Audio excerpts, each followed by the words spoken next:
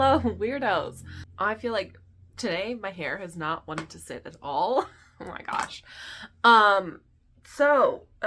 Good morning, kind of. I'm filming this in the morning, but good morning. I'm filming this in the morning. So what are we doing today? I have a book haul. I've got a couple of stacks of books that I've acquired in the couple months of moving to Boston. Yeah, so I'm going to, that's not much. That's pretty much it to the intro. So let's start off with the first set of books. I'm going to kind of talk about them all together. That's the Lord of the Rings. I got these, so I've got all three of them plus the Hobbit. So I've got the I've got Fellowship of the Ring, the Two Towers, and the Return of the King, and the Hobbit, which is like the prequel. I bought this because with Amazon, there are certain things that like I needed to buy, and since I was injured, I couldn't like go to a store physically and get them. So I relied heavily on Amazon. I know, but I just couldn't feasibly go out to stores and get things, so I'd have stuff delivered. And if I needed stuff in a timely manner and I couldn't wait a couple of days, or I didn't want to pay that extra for shipping, there are certain things that you can get that will ship like overnight and for free. And one of the things was this set of books, but you have to be over like a certain amount of money to do that. So anytime that I needed a couple of things and I couldn't get those specific things from a store, but I needed them like in a timely manner, then I'd go on Amazon, I'd get the things, and then what I'd do is I'd search for books, and I would purchase books that would qualify for that, and that this series did. So these are all mass market paperbacks that just don't really want to come out of the box right now. So yeah, they've got this little art. This is the Hobbit. This is the Lord of the Rings, or sorry, this is the Fellowship of the Ring. I haven't actually spent a lot of time looking at these copies, the Two Towers. And lastly, we have the Return of the King. And I've watched all the movies. I haven't really had much of a interest in reading the Lord of the Rings.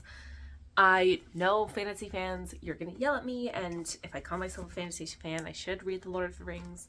However, the fantasy that I have been attracted to and really been enjoying recently have been fantasies that aren't derived from Tolkien and Lord of the Rings, or might be slightly inspired, but also take from a lot of other properties as well. I do admit it will be nice to have these in my library so that when I do want to read them, I do have them, and they were pretty cheap copies too. Yeah, that's this. The Lord of the Rings. I don't really need to explain what it's about because most people do, or most people have seen the movies. The next book that I got is the Tombs of Atuan. This is the second book in the Earthsea series. I'm slowly reading through this. I just finished the first book, The Wizard of Earthsea. This I know follows a different person that's, I think, kind of like trapped in like a religious cult. It's an Earthsea book. It's by Ursula K. Le Guin. Sorry. It's an Earthsea book. It's by Ursula K. Le Guin. Next, we have The Shattered Glass. This is by Jin Hale. This is a book that was recommended to me by the Boston Public Library. And I don't really know much about this. I know it has something to do with keys, and I know it doesn't have an audiobook. So I've been like, am I gonna get to this? Like, I am, because I bought it. But it does seem interesting. So the back of the book says, when John Tolfer opens a book addressed to his missing roommate, he expects to find only a house key. Instead, he's swept into a strange realm of magic, mysticism, revolutionaries, and assassins. I'm hoping it's gay, because I asked for gay things. A book that I got more recently is Good Omens. This is by Terry Pratchett and Neil Gaiman. Yeah, Gaiman.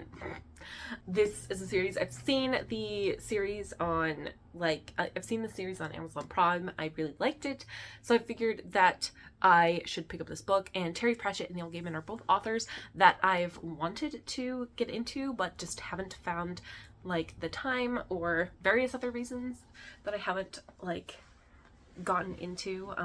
I know these two are both widely like respected in their genres, and one of them's dead and I don't remember which one it is. I think this story about a devil and an angel coming together to basically serve their own needs and deal with this Antichrist to be very, very amusing and very funny, and I think I will enjoy it. Okay, this one I'm actually like super excited for, and that's The Broken Spears. This is the Aztec account of the conquest of Mexico. This is by Miguel Leon Portilla, I guess, but it's just what it says on the tin. It is the conquest of Mexico, but told from the indigenous perspective, and that to me is really, really interesting and really, really fascinating, because often we hear, we hear the phrase, history is written by the victors, and I feel like so much of how the history of Mexico is told and the history of just the Americas is told is often from, the conqueror's point of view, people who are exploiting the indigenous people, and I think that that's wrong, and we don't give enough time or nuance in our history classes to explain like what was around for hundreds and thousands of years before really Europeans came. The next book, super excited for, and that is Nona the Ninth. This is the third book in the Gideon the Ninth series thing. What is the actual series called? I'm not sure, but I was super jazzed for this to come out. I pre-ordered it and everything, and I brought the rest of the series with me so that I can reread it and be all fresh and ready for Nona, because oh my god, when I tell you that this book series is complicated, that is an understatement. So I'm really excited for the third edition, and that is Nona, and yeah, that's this one. It's the Locked Tomb. I really liked this Locked Tomb series, so I gotta reread the other two books before I get my grubby hands on this one. So, but I have it. It's in my possession, which is super exciting that I got it delivered. Anyway, continuing on, the next one I have is I, Rigoberta Menchú. This is about an indigenous woman growing up in Guatemala, and yeah, it is just her memoir. It is her account. It was written, the story was kind of told over a series of like a bunch of interview sessions, and those interview sessions have been essentially made into this book. I'm only like a chapter into it so far, but I'm really, really enjoying it, and it's actually at my school, like it's led to me making connections with some of my colleagues, and we've become really good friends all because of this book. And I mentioned that, oh my gosh, I purchased this book from Amazon. I'm super excited to get my hands on it, and I can't wait. This other person was just like, wait, why are you, like, you're reading this just for fun? And I'm like, yeah, I'm a nerd. I like to learn things. Anyway, so it's helped me find connections in my new work, which has been really scary for me, because it's a new place, it's a new workplace, and a bunch of people who are not the same age as me. Anyway, I'm very, very excited for this one, and to get into the weeds with this one, and to have conversations with my colleagues about it. And this actually was recommended to me by the Buxton Public Library. Okay, the next one is A Long Way to a Small Angry Planet. This is by Becky Chambers, and I'm enjoying this so far. I'm again a little bit a ways into it, and this is like about a young woman like coming to a space station and needing to like blend in, but I think she also has a secret. And anyway, she's on like the station, the ship, and she's interacting and trying to like become friends with the people there, who are all just a bunch of different characters. We have this one person who's super uptight about protocol and stuff like that, and doesn't want to express like any fun or stuff like that, and you have other people who are not like that, and it's like multi-species kind of thing, and I'm really liking the science fiction so far. This was another recommendation from the Boston Public Library. Chugging right along, we have Convenience Store Woman, and I'm not sure if I've talked about this book or not on my channel, or like I have talked about it because I read it, but anyway, this is by Sakya Murta. And this is like a small, simple story about this young woman like working in a convenience store who my opinion, I read her as autistic. I know that other people won't, but that is how I personally read her as. And it is just her story navigating through this world and being just super hyper fixated on the convenience store and the needs of the convenience store versus societal pressure around her, wanting her to like be neurotypical and her struggles with that. And I really enjoyed it. I don't think the advertising of this being like delightfully weird is real. I just don't, that pieces doesn't connect to me, because to me this is just about a normal woman. Thank you for driving right in front of my room right now. It's just about a young woman who has autism. Ring the doorbell, like sounding alarms. Oh my god. Continuing on, we have Did That Just Happen? This is Beyond Diversity for Creating Sustainable and Inclusive Organizations. This is by Stephanie Pinder, a maker, and Lauren Wadsworth. And this I received from my work because we had to read it. I talked about it because I read it last month. It is just what it says on the tin, but this is the one that I got. It's really about, how do you include and promote diversity and equity and justice in your workplace. And yeah, informative, important book. Next, I got Arsenic and Adobo. This is by EmmaAbe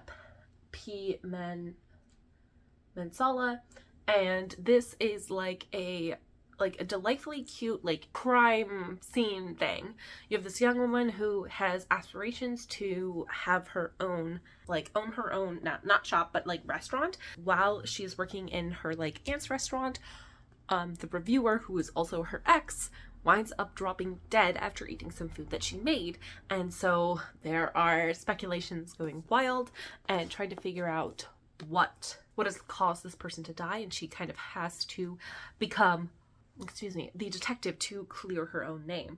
I found this to be very light, and I liked it a lot. It kind of seems counterintuitive given the nature of the subject material, but I enjoyed it immensely. So that is this. The next book that I'm going to talk about is The Heaven's Official's Blessing, Volume 4. I am currently reading Volume 3. I have no idea what's going to happen in this one, but this is by Moxiang Tongshu. And yeah, this is the next volume in The Heaven's Official's Blessing.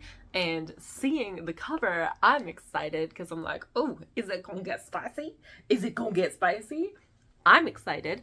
Anyway, but that is one of the latest of the MXTX books that I have received. I did calculations yesterday and recently about one of the books that I have to buy, and I found out that Seven Seeds Publishing has indeed acquired the rights to buy a bunch more and publish a bunch more books in English. So guess what I'm going to be spending a bunch of money on? A bunch of Danmei, and you know what? There are worse things in the world.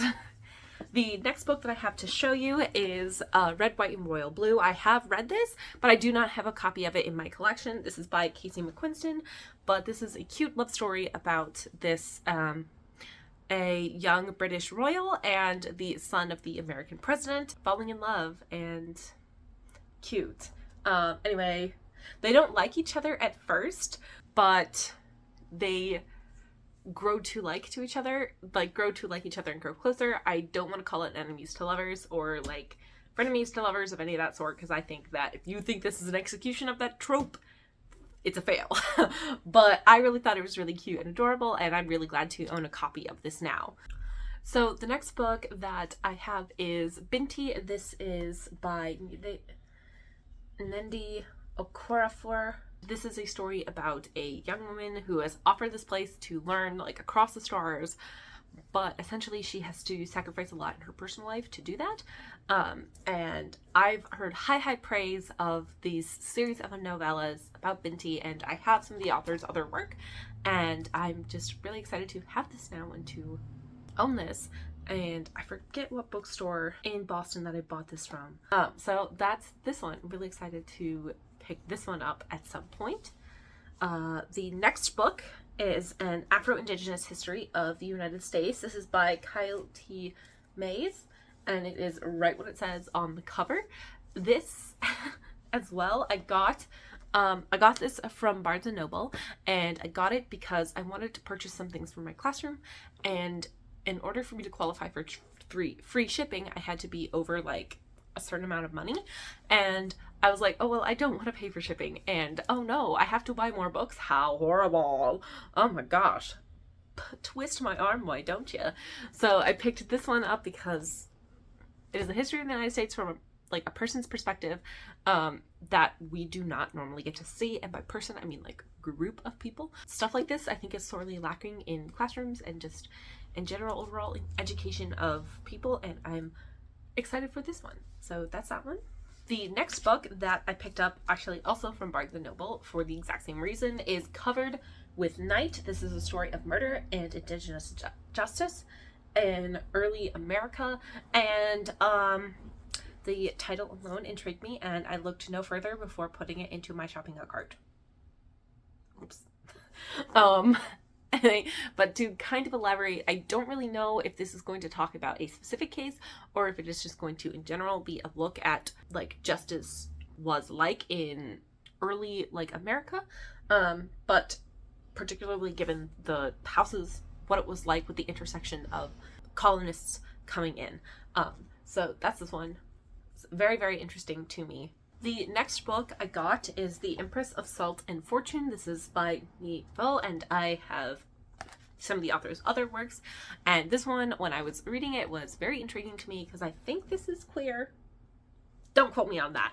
I'm pretty sure this is queer, but this tells a story of basically this like empress, and she has lost a lot of her connections, and I think it's her ally with a fellow servant that we're talking about, but I'm not sure. I haven't read the book yet, but on the back it describes it as at once feminist high fantasy and indictment of monarchy. So that seems to have some spicy opinions in it that I'm going to be very excited to check out this fantasy that is inspired by China.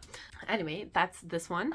The next one is, do I know where I got this one from? No, I don't. Rip me. Anyway, the next one I got is 1,000 Steps into Night, and this is by Tracy Chi, and this one is very intriguing to me because I believe it is based off of Korean myth and folklore. What is it about though? Person is cursed to change skin. Ooh, she's also scared of it changing her heart.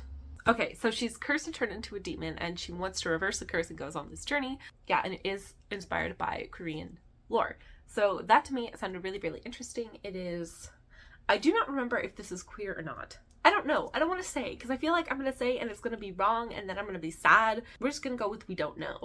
Anyway, continuing on, we have The Last Empress. This is by In-Chi Min, and this is a historical like book that is based off of What Is Her Face?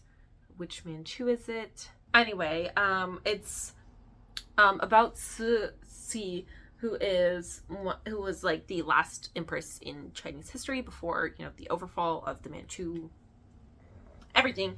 Anyway, but this is a novelization. This is by In-Chi Min, and I think I have some of In-Chi Min's other work.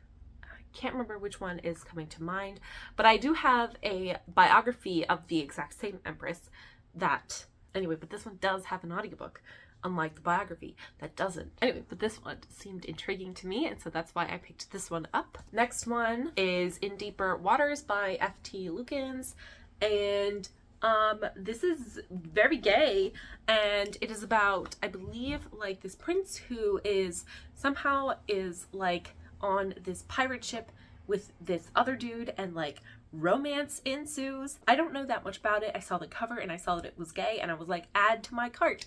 And again, this is one of those times where I needed a book to push me over into like the range on Amazon so I could get fast overnight free shipping. I'm excited about this one. The more I think about it, the more and more I am excited by it. The next book is A Long Walk to Water. This is like a little novella. This tells the story of two different Sudanese refugees from two different time periods. And again, this is one of the ones that I had to get a book to get over the $25. I did this more than once, okay? This more than once so I could get overnight free shipping, and this is the book that I chose to do that, and I found it to be very, very interesting. And this is by Linda Sue Park. Oh, okay. The next two I'm going to talk to you about together because they are part of a series. And that is The Rise of Kiyoshi and The Dawn of Yang Chen. Yes, I know they're not consecutive. This is the first book in the series. This is the third book in the series. And there's one in the middle. Well, the reason I don't have the one in the middle is because it wasn't on sale to qualify for the overnight free shipping things. I really did spend, like, I did do it more than once. Like, a lot more than once. Anyway, but this is like books that are set in the Avatar: The Last Airbender universe, and this one tells the story of Kyoshi, who is the Avatar before Roku. Yes. Right? Yes. It's the Avatar before Goku, and then we have Yangshen, who is the air nomad Avatar before Aang. And the one in between is also about Kyoshi. And I'm excited to delve into more about the like whole Avatar: The Last Airbender universe outside of the series, because I've done a little bit. I've read the comics, The Search, but I haven't really done like a lot more than that, and these are full-fledged books, so I'm excited to see what is put out and just to know more lore about the whole world. The next book that I have is The Grandmaster of Demonic Cultivation. This is the 3rd volume. This again is by MXTX, and I'm guessing Wayne's gonna die in this one, just based off of the yielding patriarchness of his outfit and his hairstyle, and it's gonna make me sad, and I'm not gonna be happy about it. I'm actually today wearing merch. It says, you know, "You are not qualified to talk to me." It says an iconic line that Lanchan says to, you know, Susha in the drama, but also I think this line might happen in this one because it happens when Lanchan is trying to defend Wayne before Wayne dies. Anyway, I'm not gonna think about this too much because it's gonna make me sad. Anyway, continuing on, we have What Moves the Dead. This is by T. Kingfisher. This is a like retelling of the fall of the House of Usher from Poe, or Edgar Allan Poe, and I'm a huge fan of all of Edgar Allan Poe's work, and I'm very excited to see horror-wise what this brings. I know that it's about like these people who hear word that someone in their family is dying. They need to like go deal with it, but then when they get there, it turns out that maybe the mania that their family member is going through is more real than you've led on. But anyway, this seems very exciting, intriguing to me, and might be something that I'm planning to pick up in October, if I can get to it. The next book is Parable of the Sower. This is by Octavia E. Butler, and I actually haven't read any of Octavia E. Butler's things. I know it's a problem. I'm going to like ramify that. I think this is one of the last series that Octavia E. Butler ever worked on before passing away.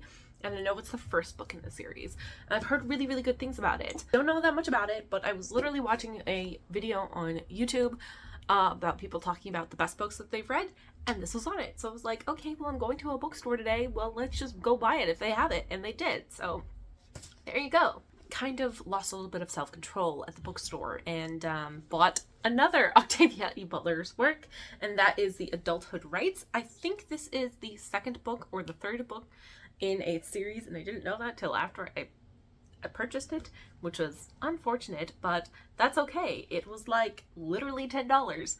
Oh, actually no, it was $9. So I don't know what the series is about. It's a post-apocalyptic things, alien race. Oh, I remember. So it's about these like aliens who can like manipulate the genetic code, and they start interbreeding with humans. And it's about this one person who is like an interbred humanoid thing. Anyway, that looks interesting to me, so I purchased it. The next book I got was the Steel Crow Saga. This is by Paul Kruger, and this is another one that is a fantasy-inspired realm that is not derived from Tolkien. You see what I mean about Tolkien in the beginning. It's a soldier with a curse, a prince with a debt, a detective with a grudge, and a thief with a broken heart have to go on. They have to defeat an unstoppable killer who defies the law of magic. And this was $9, and I was like, oh my god, I think I have seen this, and I think actually it turned out that the Storygraph did recommend this to me. I didn't specifically ask for more recommendations, but the Storygraph keeps giving me them. Next book I picked up is Foundation and Earth. This is by Isaac Asimov, and I haven't read Foundations, and I know I have a rule that I do not buy the next book in a series until I've at least read the first one, and I like the first one, and continue going from there. And this I think is like the 5th one. Look, okay, I read iRobot, I loved iRobot, and yeah, that's why I picked this one up. I know I haven't gotten to the Foundation series, but, you know, it was cheap. This was like $9. Like, okay, it would normally be like $17. Cut me some slack. I know I'm impulsive. The next book that I picked up is Maoism, A Global History. This is by Julia Lovell, and this is talking about like Maoism and Maoism in China, but also the legacy of Maoism and how it is talked about and appears today, I think all over the world. Nonfiction, I think it's going to be really interesting. This next book I've had my eye on for a while, and I've been waiting for it to come out in paperback because I couldn't justify the price point at like $30 or something like that, and that is The Children of Ash and Elm. This is by Neil Rice, and this is a history of the Vikings. I don't know a lot about Norse history, and I don't know a lot about Vikings, so I figured it was time to change that with this book, and it was really intriguing to me when I saw it in bookstores when it was, you know, $30, and I was like, oh, can we get this for like not $30? And then I finally saw it in the bookstores for $20, and I was like, okay, now I can justify purchasing this. This next book is Woman Warrior. This is by Maxine Hong Kingston, and I do not know if this has an audiobook or not, but this is basically about a Chinese American growing up in America, in California.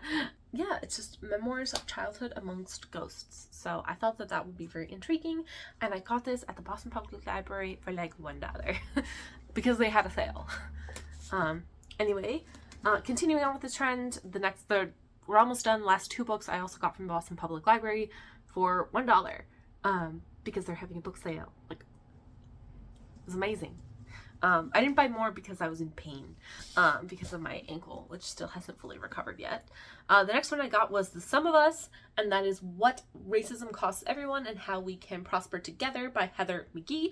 So funny thing, I have a like pseudo relationship, pseudo, emphasis on the pseudo, so like fake relationship. I have a connection to this author because it's the same connection I have to Patrick Radden Keefe. And I don't want to tell you because if I tell you, then I will wind up doxing myself, and I would like to not do that on the internet.